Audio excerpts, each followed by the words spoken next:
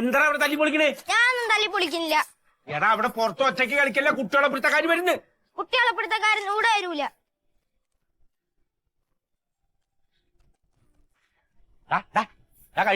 എന്തെന്നാ നിങ്ങക്ക് വേണ്ടേ? എടാ ഈ വെയിലത്ത് ഇങ്ങനെ കളിക്കല്ലേന്ന്.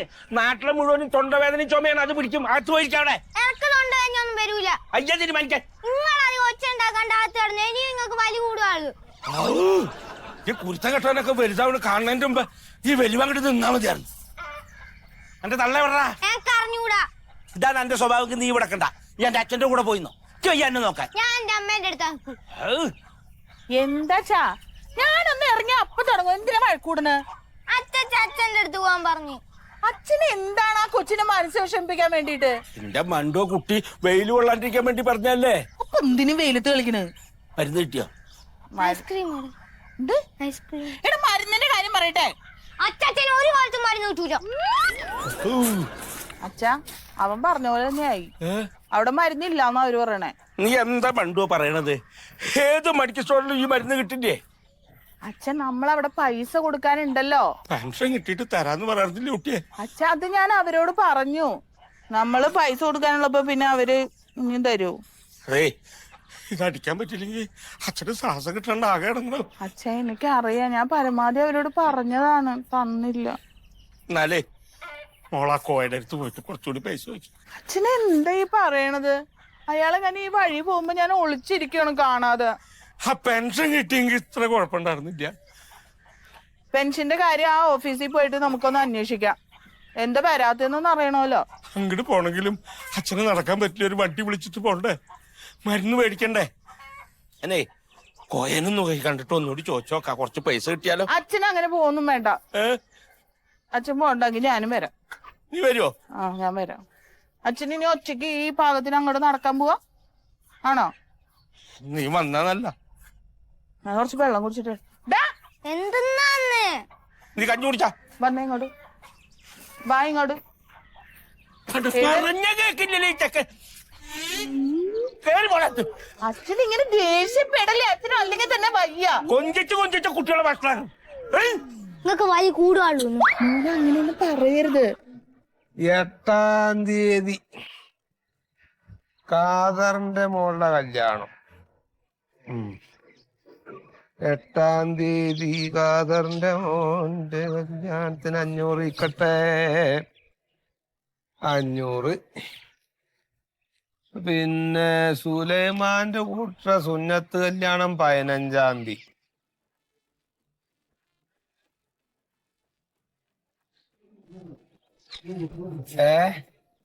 അല്ല സുഖം തന്നെയല്ലേ വരുന്നത്. ഈ കായൊക്കെ കണ്ടപ്പോ മൂപ്പർക്ക് ആവശ്യം വരും. ഇതൊക്കെ എന്റെ കായൊക്കെ നാട്ടുകാർക്ക് ആവശ്യമൊക്കെ ഉപയോഗിക്കാൻ പറ്റൂല. അതെന്തപ്പത് വാങ്ങിയ കായ് തരാൻ വേണ്ടിട്ട് അച്ഛനും മോളും കൂടിയിട്ട് വരാ. കായ് മേടിച്ചോണ്ട് ആ മോളും മാത്രാ വന്നായി. വായോ വായോ. കോയക്ക ഈ പ്രാവശ്യേ പെൻഷൻ കിട്ടിയിട്ടില്ല. അതിപ്പോ അല്ലെങ്കിലും കിട്ടൂലല്ലോ. അതിപ്പോ കാലം എത്രയായി കിട്ടാണ്ട്? ഞങ്ങള് തയ്യൽ തൊഴിലാളികൾക്കൊക്കെ പെൻഷൻ കറക്റ്റായിട്ട് കിട്ടണ്ട്. നാളെ ഒന്ന് പോയി അന്വേഷിക്കാന്ന് വിചാരിച്ചു പെൻഷന്റെതേ. പിന്നെ അച്ഛന്റെ മരുന്നും തീർന്നിരിക്കുകയാണ്. അതെ എന്താ ചെയ്യാ പഠിത്തവന് ഓരോ ഇടങ്ങറുകൾ. കുറച്ച് കാശ് കൂടി സഹായിച്ചാലേ, അല്ല പെൻഷൻ കിട്ടിയ പഴയ പൈസ ഈ പൈസ കൂടി ഒരുമിച്ച് അങ്ങോട്ട് തരാം. എന്താ എന്റെ സുഖതച്ച് പറഞ്ഞത്? എന്റെ കയ്യില് കിട്ടുന്ന പെൻഷൻ ഈ വീട് താമസത്തിനും കല്യാണങ്ങൾക്കും കൊടുക്കാൻ തന്നെ തികയണില്ല. പിന്നെ ഇപ്പൊ ചെക്കൻ കായ് അയക്കണ ഇക്കൊന്നല്ല, അത് ഓൾക്കാണ് അയക്ക, ഭാര്യക്കേ. ഒന്നും ഞാൻ ചോദിക്കലൊന്നുമില്ല. ഇവളുടെ അടുത്ത് കടം ചോദിച്ചാൽ കിട്ടൊക്കെ ചെയ്യും. ആ കൃത്യ സമയത്ത് അങ്ങോട്ട് കൊടുത്തില്ലെങ്കി കിടന്ന് കൊടുക്കാൻ പറ്റൂല. ഇവിടെ ഈ ശ്വാസം കിട്ടാതിരിക്കുമ്പോ അടിക്കണ ഒരു മരുന്നുണ്ട്, അത് കഴിഞ്ഞു. ഇപ്പൊ ഭയങ്കര ബുദ്ധിമുട്ടാ, അത് മേടിക്കാൻ. അത് വേറെ ആരോടെങ്കിലും ചോദിക്കണം, എന്നിട്ട് ആ മരുന്ന് മേടിക്ക്. അതാ ക്ഷേമനിധിയിൽ പോയിട്ട് ഒന്ന് അന്വേഷിക്കും വേണേ. ഈ പെൻഷൻ എന്താ കിട്ടാത്തത്? വണ്ടിയൊക്കെ വിളിക്കണ പൈസ. അല്ല ഞാൻ ഇപ്പൊ എന്റെ ഉള്ള സഹായമൊക്കെ ഞാൻ എനിക്ക് ചെയ്തിട്ടുണ്ട്, തന്നിട്ടുണ്ട്. അതിപ്പോ എപ്പോഴാ വെച്ചാ തരാ. എന്നാ ഞങ്ങള് ഈ എവിടെയെങ്കിലും അന്വേഷിക്ക്. അതേ അതെ മറ്റേ ഇതിന്റെ ഓഫീസിലേക്ക് ഇവിടുന്ന് എട്ടരക്കൊരു ബസ് ഉണ്ട്. അത് വിട്ട് കഴിഞ്ഞാൽ പിന്നെ 11:30ക്കാണ്. അതിന് പോയ കാര്യങ്ങൾ നടക്കൂല. ആ 8:00ക്ക് ബസ് അതിൽ തന്നെ കയറി പോയി കളി കേട്ടോ. വന്നവരും പോയവരൊക്കെ ഇപ്പൊ എന്റെ പെൻഷൻ കണ്ടിട്ടാ ജീവിക്കണത്. എന്നാ സർക്കാരിന് ഇത് വല്ലതും അറിയോ? അത് സമയത്തിന് ഇട്ട് തരൂല ഹംകിങ്ങള്. എന്തൊരു ഏടങ്ങറാന്ന് ആലോചിച്ച് നോക്കി. ഈ നിലക്ക് പോയപ്പോ ഒരു 2 ലക്ഷമൊക്കെ കിട്ടണ്ട ഒരു പെൻഷൻ. അങ്ങനത്തെ ഒരു കാലൊക്കെ ഉണ്ടാ വരുന്ന്.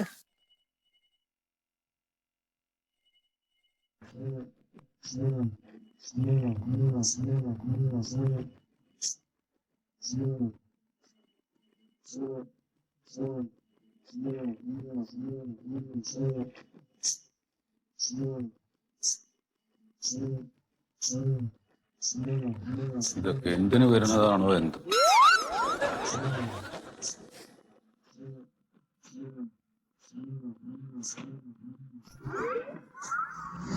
ഹലോ, പറഞ്ഞോ.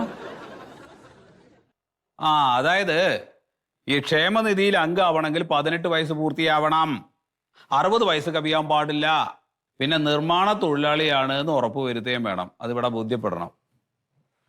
ഇനി കൂടുതൽ എന്തെങ്കിലും അറിയാനുണ്ടെങ്കിൽ ഒരു കാര്യം ചെയ്യും, നേരെ ഓഫീസിൽ വരും, അപ്പോൾ പറഞ്ഞു തരാം കേട്ടോ. ശരി, വരയ്ക്കാൻ വയ്യ, അതാണ്. ശരി ശരി, ഓക്കെ. അയ്യോ കഷ്ടം. രാഘവേട്ടാ,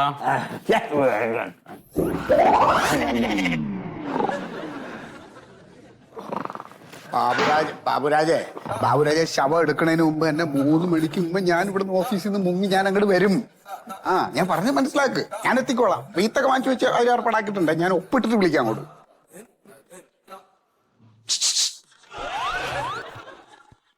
എവിടെ പോണ്? ഒപ്പിടാനല്ലേ? രജിസ്റ്റർ ഇവിടെ വെച്ചിട്ടുണ്ട് സൗകര്യത്തിന്. ഈ ഓഫീസ് കാര്യങ്ങളൊക്കെ കൂടുതൽ ശുഷ്കാന്തി സമുദായ കാര്യങ്ങളിലാണ്. അല്ല, അങ്ങനെ വേണമല്ലോ സാറേ.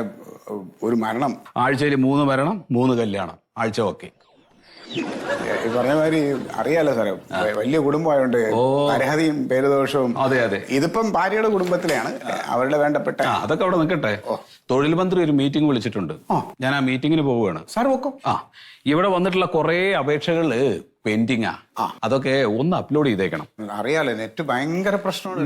നെറ്റ് ശരിയായാൽ ശരിയായ പിന്നെ സാറ് പറയണോ? ഞാൻ ചെയ്യാം സാറേ, ഉറപ്പായിട്ടും ചെയ്യാം. പിന്നെ വേറെ ആരെങ്കിലും ഏൽപ്പിക്കണോ? വേണ്ട, സ്വരൂപ് ചായ കുടിച്ച് വന്ന് കഴിഞ്ഞാൽ ഉടനെ തുടങ്ങാം, അവരോട് വരുമല്ലോ. പറയുമ്പോൾ അവിടെ ഒരാളും കൂടെ ഉണ്ടായിരുന്നല്ലോ. ചായ കുടിക്കാൻ അവിടെ നിൽക്കുക സാറേ, മധുവിന്റെ കടയിൽ നിൽക്കുക.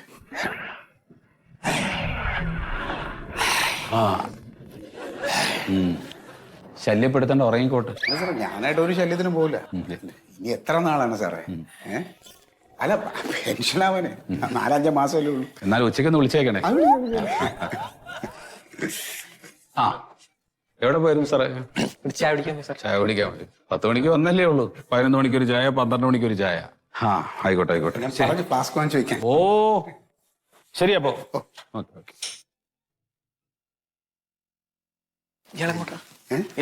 Minister meeting. ഈ പറഞ്ഞില്ലേ, ഈ ചായ പേരുദോഷം ഉണ്ടാക്കില്ലേ ചായ കുടിച്ച്. നമ്മൾ കുടിക്കാൻ മാത്രം പ്രശ്നം. എന്ത് ഇത് വിളിക്കണ്ട. രാവട്ടോ രാവട്ടാ രാവട്ടാ ഒന്നുമില്ല. ഞാൻ ഇന്നലെ ഒരു തെയ്യം കാണാൻ പോയതുകൊണ്ട് ഉറങ്ങിയിട്ടേ ഇല്ലാന്ന്, ഉറങ്ങാൻ പറ്റിയില്ലാന്ന്. അല്ല രാവട്ടാ, ഞാനൊരു കാര്യം ചോദിച്ചോട്ടെ. നിങ്ങൾക്ക് ഇനി പെൻഷനാകാൻ വളരെ കുറച്ച് മാസമേ ഉള്ളൂ. സ്വസ്ഥമായിട്ട്, അതാ ലീവും ഉണ്ട്, സ്വസ്ഥമായിട്ട് വീട്ടിലിരുന്ന് ഉറങ്ങിക്കൂടെ? എങ്ങനെ വീട്ടിൽ എപ്പം ചോറയാന്ന് ഞാൻ ഓളുമായിട്ട്. അപ്പൊ ഉറങ്ങാനേ പറ്റുന്നില്ല. അത് ഞാൻ ഇടയ്ക്കിടയിൽ നിന്ന് പുറത്തിറങ്ങി നടക്കല. നമസ്കാരം. എന്താ? അച്ഛന്റെ പെൻഷൻ കാര്യത്തിന് അച്ഛന്റെ പെൻഷനെ വരണില്ല, അപ്പൊ അതിന്റെ കാര്യം ചോദിക്കാൻ വേണ്ടിട്ടാ. അതെ, ഒന്ന് ഇവിടെ നെറ്റില്ല. നെറ്റല്ല, പെൻഷൻ.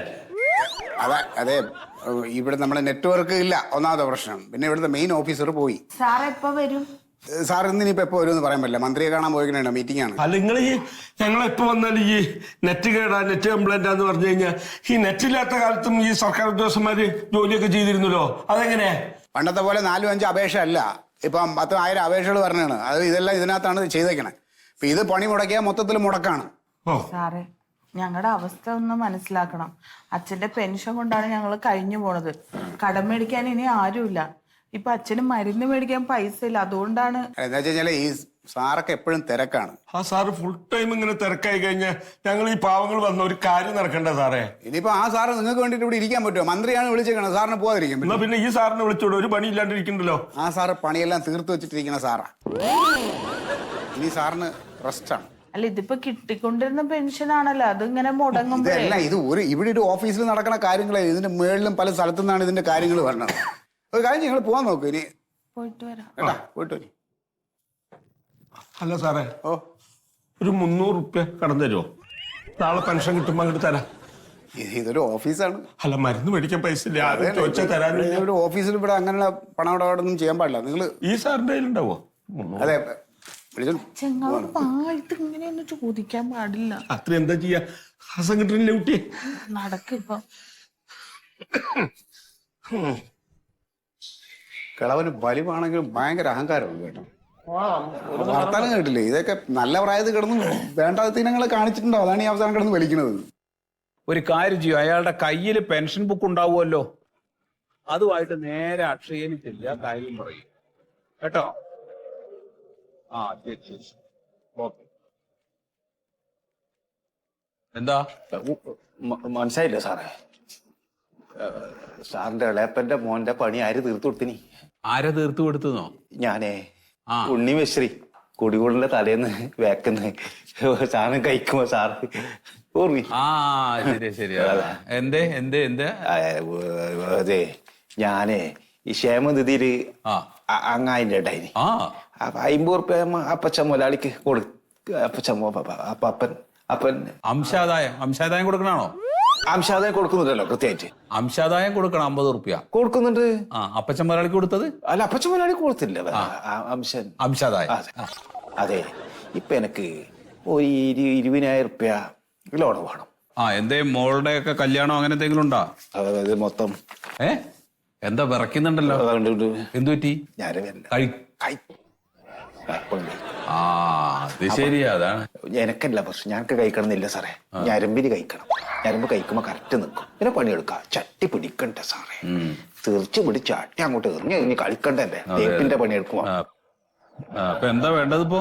അതെ സാറേ, അത് ലോണ് വേണം. ലോണ് ശരി. എത്ര വേണം? 20 റുപ്യ. 20 റുപ്യ. 20,000? അതെ, അത് ശരിയാക്കി. അപ്പൊ എത്ര അടവ് വന്നിട്ടുണ്ട്? അടവ് 4 മാസം. 4 മാസം വെച്ച് 50 റുപ്യ അടച്ചിട്ടുണ്ട്. ഇപ്പോ 20,000 റുപ്യ ലോണ് വേണം. അതെ, നിങ്ങൾ അടയ്ക്കുന്നതിന്റെ ഒരു നിശ്ചിത ശതമാനം വെച്ചിട്ടാണ് ലോണ് തരിക. അതെന്തും ആയിക്കോട്ടെ. അതെന്ത്? 20. ഹലോ, ആ അതെ, ആ ഞാൻ ഇറങ്ങാൻ നിൽക്കുക.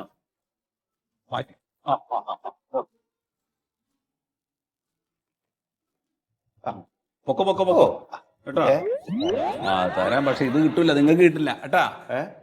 കിട്ടില്ല. അതാ സാറേ, ഇപ്പം നമ്മളിപ്പം ഞാനൊരു 4 മാസം അടിച്ചല്ലോ. 200 ആയല്ലോ. ആ അത് തന്നൊക്കോ? ഏതാ 200? ആ, നിങ്ങളൊരു കാര്യം ചെയ്യും, പുറത്തേക്കുള്ള വഴി അത് നേരെ വിട്ടോ.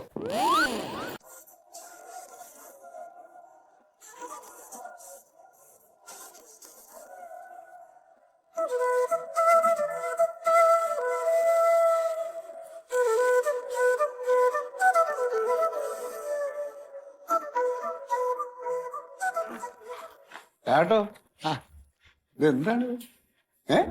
കൊറേ ദിവസമായാലും ഒരു പണിയും നോക്കാം. സാഗുവേട്ടന് ഇത്രയും ശുഷ്കാന്തിയോട് ഇതിനു മുമ്പ് കണ്ടിട്ടില്ല കേട്ടാ. അല്ല, എന്തെങ്കിലും പെൻഡിങ് ആയിട്ടുണ്ട്. കടലാസ് പെൻഡിങ് ആയിട്ടുണ്ട്. ഞാനൊരു കാര്യം ചോദിച്ചോട്ടെ, സത്യം പറയണം. രാവിലെ നീ ഉറക്കം പോകാനായിട്ട് എന്തെങ്കിലും മരുന്ന് വല്ലതും കഴിച്ചോ? മരുന്നൊന്നും കഴിച്ചില്ല. എന്തോ കഴിച്ചു ഇല്ലെങ്കിൽ ഇങ്ങനെ ഇത്ര ഉഷാറായിട്ടിരിക്കൂല. അതെ 2 ദിവസമായിട്ട് നല്ല ഉറക്കാം. ഭാര്യ വീട്ടിലില്ല, മോളടുത്തേക്ക് പോയി. അതുകൊണ്ട് നല്ല ഉറക്കം കിട്ടി അതിന്റെ ഉഷാർ. അത് ശരി. അപ്പൊ അതാണ് എന്നാ പിന്നെ ഭാര്യ സ്ഥിരമായിട്ട് മോളുടെ വീട്ടിലൊക്കെ നിർത്തിക്കൂടാ, സ്വസ്ഥമായിട്ട് ഉറങ്ങാല്ലേ? ശരിയാണ്, പക്ഷെ വിട്ടുപോയല്ലോ. ആ ഹലോ ഹലോ, ഇവിടെ ഇങ്ങോട്ട്, അവിടെ ആരുമില്ല. സാറിന് കാണും. സാറ് പുറത്ത് പോയേക്കാ വേറെ ഒന്നിനും അത്യാവശ്യം ആവശ്യമായിട്ട്. എന്താ പ്രശ്നം എന്താണ് പറയും? എന്തിനു കരയുന്നേ? എന്താ പേരെന്താ? എന്റെ പേരും മൊയ്തു. ആ എന്ത് മൊയ്തു, എന്താണ് പ്രശ്നം? ഒന്ന് തുറന്നു പറ. ഈ സർക്കാർ ഓഫീസിൽ നിന്ന് ഇങ്ങനെ കരയില്ല, ആൾക്കാർ കണ്ട നാണക്കേടാണ്.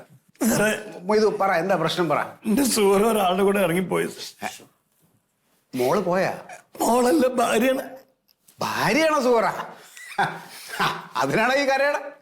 അത് പോട്ട് ചങ്ങായി, അങ്ങനെ പോണ്ട വേണ്ടാത്തൊക്കെ പോട്ടെന്ന്. അങ്ങനെയല്ല സാറേ, എന്നും പണി കഴിഞ്ഞിട്ട് കൂലി ഞാൻ ഓളെ കയ്യിൽ കൊണ്ടുകൊടുക്കണം. അങ്ങനത്തെ എന്നോട് ഓളെ ചെയ്താറ്. ഇതിപ്പോ ആരാ കൂടെ പോയത്? ഒക്കെ നാണക്കേടാണ് സാറേ. പോയില്ലേ? നീ ഇപ്പം പറഞ്ഞിട്ട് കാര്യമല്ലോ, പറഞ്ഞോ. എന്റെ കൂടെ കയ്യാളായിട്ട് നിന്ന ഒരു അന്യസംസ്ഥാന തൊഴിലാളിയുടെ കൂടെ പോയത്.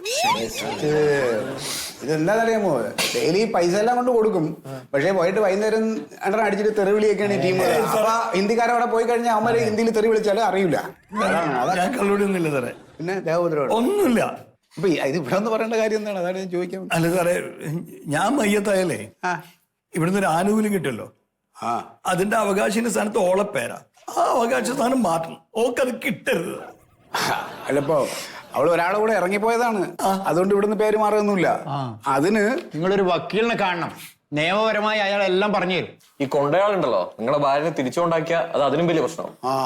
അതുകൊണ്ടേ ഞാൻ പറയണത്, നിങ്ങൾ എത്രയും പെട്ടെന്ന് ഈ സാധനത്തിന് അങ്ങോട്ട് ഡിവോഴ്സ് ചെയ്യുക. എന്നിട്ട് വേറെ നല്ല എന്നെ കെട്ടിട്ട് കൊണ്ടുപോകാൻ നമുക്ക് പേര് ഇവിടെ ചേർക്കാം. ഇല്ലെങ്കിൽ പൈസ ഈ കൂറയ്ക്കേ പോവുള്ളൂ. നിങ്ങളുടെ അടുത്ത് മലയാളത്തിലല്ലേ ഞാൻ പറഞ്ഞത്? പോയി വക്കീലിനെ കാണാൻ നോക്ക്. ചുമ്മാ ഇവിടെ നിന്ന് കരഞ്ഞോണ്ട് കാര്യം വക്കീലാണ് സാർ. പോ സന്തോഷത്തോടെ ഇരിക്കണ്ടേ? ഇങ്ങനെയുള്ള ബാധ്യതകൾ പോണല്ലേ നല്ലത്.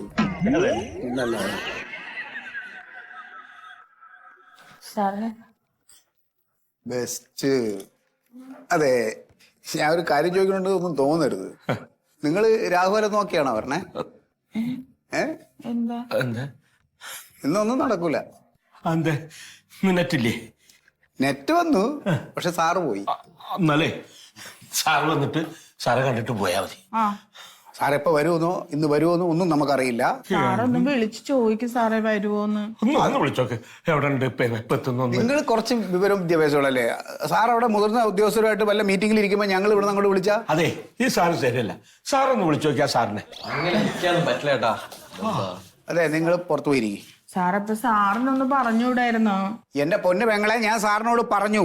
അപ്പൊ ഞങ്ങൾ ഇന്നലെ വന്നു വരുന്ന പറഞ്ഞ അപ്പൊ ഇവിടെ ഇരിക്കണ്ടേ? ഇതെന്താണ് ഈ പറയണത്? സ്ഥിര സുഖല്ലേ, മനുഷ്യന്റെ അവസ്ഥ മനസ്സിലാക്കണം നിങ്ങള്.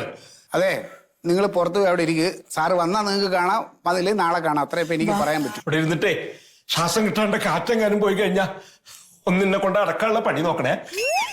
എന്തിനാണ് ആവശ്യമില്ലാത്ത എഴുതാപ്പുറം വായിക്കല്ലേ ചേട്ടാ?